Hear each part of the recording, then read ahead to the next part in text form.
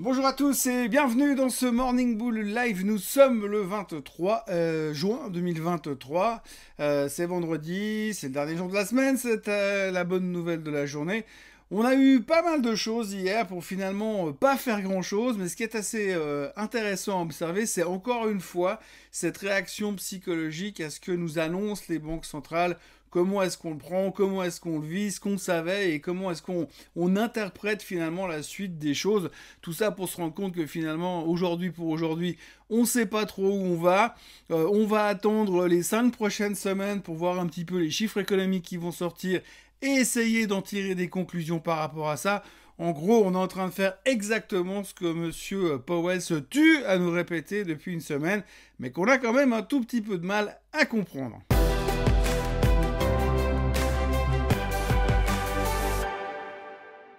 Donc si on fait un petit peu le point de ce qui s'est passé hier, il n'y a pas des milliards de choses qui se sont produites. On notera au passage que Apple a terminé sa journée au plus haut de tous les temps. Elle n'est pas encore à 3000 milliards de capitalisation boursière, mais elle continue de monter. Et puis à côté de ça, eh bien, on a eu quand même pas mal de blabla de la part des banques centrales. Alors si on commence dans l'ordre, on a eu droit déjà aux Anglais. Alors les Anglais qui sont, j'ai envie de dire, presque au bord de la panique, puisque hier la Banque d'Angleterre a annoncé une hausse de 50 basis points sur ses taux directeurs, chose qui n'est pas très courant de nos jours à l'heure actuelle. Alors l'année passée c'était pas pareil, mais cette année c'est moins fréquent. On voit quand même qu'il y a un sentiment, j'ai presque envie de dire, de panique de la part de la Banque centrale britannique qui n'arrive pas à freiner cette inflation qui est la pire quasiment dans la région, en tous les cas, pire qu'aux États-Unis bien sûr, mais l'une des pires de la région européenne, même si l'Angleterre n'est pas dans l'Europe. Eh bien, tout d'un coup, ça commence à faire un tout petit peu peur. Grosse hausse des taux en Angleterre. Crainte sur le marché immobilier, oui, parce que forcément, quand vous avez des taux qui montent à une vitesse pareille et qui arrivent à des niveaux pareils, quand vous devez acheter une maison et que vous devez bloquer les taux hypothécaires à des niveaux aussi élevés, ça commence à poser problème. Si plus personne ne peut acheter, il va falloir baisser les prix de ceux qui veulent vendre. Et puis, de plus en plus, ça devient un problème. Et donc, ça fait un peu l'effet boule de neige. On commence donc pas mal à parler des craintes sur le marché immobilier en Angleterre pour l'instant à cause de cette nouvelle hausse de 50 basis points. Autre sujet de la journée, c'est nous, les Suisses. Les Suisses ont donc monté les taux. Alors, me dites pas que c'est une surprise, hein. Ça fait une semaine et demie que Monsieur Jordan nous dit « Oui, je vais monter les taux parce que c'est important socialement. » Alors voilà, hier, il a fait ce qu'il fallait faire. Donc, il a monté les taux de 25 basis points. Ça n'est pas une surprise. D'ailleurs, le marché, le SMI, qui ne fout strictement rien, mis à part baisser depuis quelques jours, a terminé en hausse. Je vais pas dire sur la nouvelle, mais en tout cas, malgré la hausse des taux en Suisse, eh bien, le SMI termine en hausse. Bon, d'accord. 0,9%, il n'y a pas de quoi se rouler par terre, mais disons que le SMI termine en hausse, et c'est quand même un des seuls marchés dans la région européenne qui termine en hausse, lui, contrairement au reste des marchés qui n'ont pas du tout apprécié la hausse des taux en Angleterre, qui n'ont pas du tout apprécié cet effet où on a l'impression qu'on n'en finit plus avec cette inflation et qui ne veut pas baisser. Je rappelle quand même à tout hasard que le taux d'inflation en Europe est quand même nettement plus élevé que celui des Américains, et donc on commence un peu à s'angoisser parce que non seulement la BCE continue à monter ses attentes sur l'inflation, donc ils ne sont pas convaincus que leur système de hausse des taux fonctionne, et puis de l'autre côté, on voit que les Anglais paniquent, que les Suisses, malgré qu'on a un taux d'inflation super bas, continuent à monter les taux également. Donc on n'est pas super à l'aise par rapport à ça. C'est pas tant la hausse des taux qui pose problème, puisqu'on l'a vu sur le S&P aux États-Unis, que malgré une hausse des taux qui est passée de 0 à 5%, eh bien le marché est quand même en hausse net sur la même période. Et aujourd'hui, eh bien on se dit que c'est pas le gros problème, mais le gros problème c'est que l'inflation n'a pas l'air de vouloir baisser comme on aimerait qu'elle baisse. Et donc à force de monter les taux, on va faire du mal au marché immobilier, et à force de monter les taux, on va vraiment ralentir l'économie. Et puis quand on aura vraiment ralenti l'économie, on va se retrouver avec une inflation qui peut-être finira par baisser, mais on sera surtout en récession, et ça commence un tout petit peu à poser quelques problèmes à certains intervenants. Ça, c'était pour les banques européennes. Et puis alors après, on a eu le deuxième témoignage de Monsieur Powell. Alors ce qui est assez rigolo à observer sur les performances du marché hier et avant-hier, mercredi, il nous dit que, eh bien, pour l'instant, il n'exclut pas la possibilité de monter encore une fois ou deux fois les taux d'intérêt parce qu'il a besoin de temps pour voir comment l'inflation va se comporter ces prochaines semaines, mais que c'est clairement les chiffres économiques qui diront à la Fed ce qu'ils doivent faire. Et hier, il nous a dit plus ou moins la même chose, sauf qu'en fait, il a mis des petites fleurs autour des mots qu'il a utilisés. Il a fait un grand sourire quand il parlait, et on sentait qu'il était beaucoup plus plein d'empathie, de joie et de bonheur dans son cœur. Et donc, du coup, eh bien, finalement, les marchés ont interprété le même discours avec les mêmes mots et d'une manière différente, puisque mercredi, le Nasdaq a baissé de 1,2% et que jeudi, le Nasdaq est monté de 1%.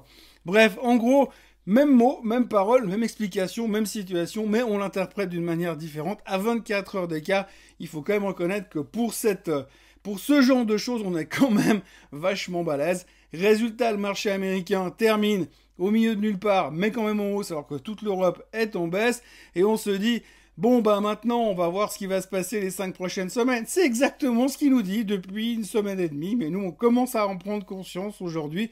Donc maintenant, notre préoccupation à venir, ce sera d'interpréter les prochains chiffres économiques afin d'essayer de deviner ce que la Fed va nous faire lors du prochain meeting de la fin du mois de juillet. Donc nous sommes au milieu de nulle part, on n'a aucune idée de ce qu'il faut faire et comment on va le faire. Ce matin, quand on regarde les futurs, ça fout un tout petit peu la trouille. La Chine est toujours fermée parce que c'est toujours le Dragon Boat Festival, mais le Hong Kong a rouvert, c'est pris 2% dans les dents. Le Japon est en forte baisse, par rapport à ce qui monte ces derniers temps, 1,5% de baisse, c'est une forte baisse. La raison principale, c'est que les chiffres de l'inflation japonais sont sortis ce matin et ils sont nettement plus forts qu'attendus. Donc du coup, on se pose des questions puisque c'est encore le seul pays qui arrive à maintenir des taux relativement bas et une économie qui a l'air de fonctionner puisque tout le monde encense l'économie japonaise depuis plusieurs mois. Et là, tout d'un coup, on se dit, oups, mais ils ont aussi l'inflation qui monte, donc ça nous arrange quand même un tout petit peu moyen à la fin. Donc ça, c'est un peu la tension du matin. Et puis si on regarde de nouveau les commentaires qui nous arrivent des États-Unis, eh bien déjà, on se rend compte que beaucoup de gens sont en train de monter des positions short de manière massive sur les Magnificent Seven. Donc vu la hausse récente de tous ces titres, on va pas vous faire le calcul parce qu'à chaque fois on se fait le tour, mais la plupart des 7 gros titres du S&P 500 eh bien, ont explosé. On va dire même les 10 plus gros titres du S&P 500 ont explosé depuis le début de l'année. Il faut à ce propos d'ailleurs noter que si vous prenez les 10 plus gros titres qui ont formé la hausse du S&P 500 depuis le début de l'année, vous verrez qu'ils vont se retrouver avec un PI, un price earning moyen autour de 28, alors que de l'autre côté, le reste des 490 autres titres du S&P 500 ou un PI de 16. Donc vous voyez clairement que pour l'instant, vous avez une partie du SMI qui ne fout rien, et de l'autre côté, vous avez un petit groupe d'élus qui, eux, cartonnent. Et donc ce groupe d'élus, aujourd'hui, on voit qu'il y a énormément de positions short qui sont en train de se monter dessus, parce que, encore une fois, on se dit, si tout d'un coup, ça doit baisser, c'est là que ça baissera. C'est pas le reste du S&P 500 qui va baisser. Donc les gens sont en train de se concentrer pour monter des positions short sur des Apple, sur des Microsoft, sur des Amazon, sur des Meta, sur des Nvidia. Donc tout ça, ça vient un petit peu dans ce sentiment où les gens commencent à être un peu méfiants. On ne sait pas trop pourquoi. On voit que le marché ne veut pas baisser, que la vol continue, elle, à baisser, et qu'on a presque l'impression qu'elle va casser à la baisse, qu'elle va nous chercher les 10% de volatilité. Mais à côté de ça, on voit quand même que là, on se pose pas mal de questions et on se demande quels seraient réellement les catalystes pour nous faire monter maintenant, même si on arrive au début de l'été et qu'on a souvent cette fameuse thématique du rallye d'été. Et puis alors, ce matin, je suis tombé sur peu d'articles parce qu'on sent qu'on est un peu à court d'informations et à court d'idées en cette fin de semaine et en cette fin du mois de juin surtout. Mais alors, il y a un article de la part du stratégiste de JP Morgan, M. Kolanovic, et qui explique que finalement, il faut faire très attention parce que les marchés pourraient rentrer dans une correction relativement violente à cause de quelque chose qui pourrait se produire. On ne sait pas quoi, on ne sait pas quand, et on n'y attend pas. Mais quand cette chose-là, qu'on n'attend pas, qu'on ne sait pas quand elle arrivera, et puis qu'est-ce que ça sera arrivé, d'abord on le saura, mais le marché va se faire allumer. Donc en gros, le gars il sait clairement qu'il ne sait pas où il va, il sait pas de quoi il parle, il sait pas quand c'est que ça arrivera, mais si ça se produit, attention, ça va faire très très mal. Donc voilà, on en est un petit peu là, et cette phrase, cet article, cette publication d'aujourd'hui où on nous met en garde contre on sait pas quoi, mais contre quelque chose qui va se produire, eh bien ça résume assez bien l'état d'esprit dans lequel les marchés sont aujourd'hui. On sait qu'il va se passer quelque chose, on a l'impression qu'il pourrait se passer quelque chose, on va mettre le conditionnel parce que personne n'est convaincu de quoi que ce soit, et puis que le jour où ce truc-là se produira, eh bien ça risque de faire très mal. Alors on va dire que c'est un peu enfoncer des portes ouvertes, mais c'est vrai que là pour l'instant on est un petit peu au milieu de nulle part. On connaît ce qu'on doit surveiller, on sait où sont nos problèmes, mais on ne sait pas exactement comment ça va se produire. Est-ce qu'à force de maintenir des taux élevés pour lutter contre l'inflation, est-ce qu'on va pas trop ralentir l'économie au risque de la ramener en récession? Tenez, hier soir, il y a eu les jobless claims qui étaient plutôt en ligne et qui ont l'air de se stabiliser pour l'instant, donc ça donne pas non plus l'impression que c'est la panique. Hier, on parlait du taux de chômage qui est en train d'exploser plus qu'ailleurs en Californie, donc on se pose pas mal de questions et finalement, on est toujours en train d'aller à tâtons. Puis quand on écoute les banquiers centraux, ils nous disent il faut voir comment ça se passera ces prochains temps, voir s'il y a quelque chose qui est en train de bouger dans la bonne direction. Mais finalement, je crois que la plus grande peur qui nous pèse dessus aujourd'hui, c'est cette possibilité d'avoir une inflation qui resterait autour des 4-5% pour les États-Unis et pire à l'étranger, bien plus haut. On voit vraiment que même en Suisse, où on est plutôt conservateur, eh bien la BNS a quand même pris la décision de monter les taux pour essayer de faire ramener encore cette inflation un poil plus bas. Après, en ce qui concerne la BNS, je vais vous passer les descriptions de ce qu'ils ont dit sur le Crédit Suisse, parce qu'ils ont estimé qu'ils ont fait tout un blabla là-dessus, c'est limite pathétique, mais en gros, ils disent qu'il faut faire attention pour pas que ça se reproduise. Ce serait mieux parce qu'il nous en reste plus qu'une de banque systémique, une seule. Voilà ce que l'on peut dire aujourd'hui. Petit vendredi, vraiment petit, c'est vraiment très très calme. Il y a des jours comme ça où c'est pas facile de trouver des sujets hyper intéressants parce que là on est en train de tourner en boucle autour des mêmes histoires encore et encore en attendant que quelque chose se débloque potentiellement ces prochaines semaines, mais pour l'instant rien n'est moins sûr. On notera encore une ou deux choses. Monsieur Biden qui est revenu sur son histoire de dictateur par rapport à monsieur Xi Jinping, il a dit que c'était pas grave parce que ils allaient de toute façon bien s'entendre et puis que ça changerait rien aux relations sino-américaines. Je me réjouis de voir le jour où monsieur Xi Jinping va traiter Biden de vieillard sénile. Bon, l'avantage, c'est qu'il risque de pas s'en souvenir. Et puis, autrement, eh bien, on notera alors un truc qui est juste complètement hallucinant parce qu'apparemment, il semblerait que c'est vrai. Monsieur Musk a proposé à monsieur Zuckerberg un combat à main nue dans une cage de UFC aux États-Unis.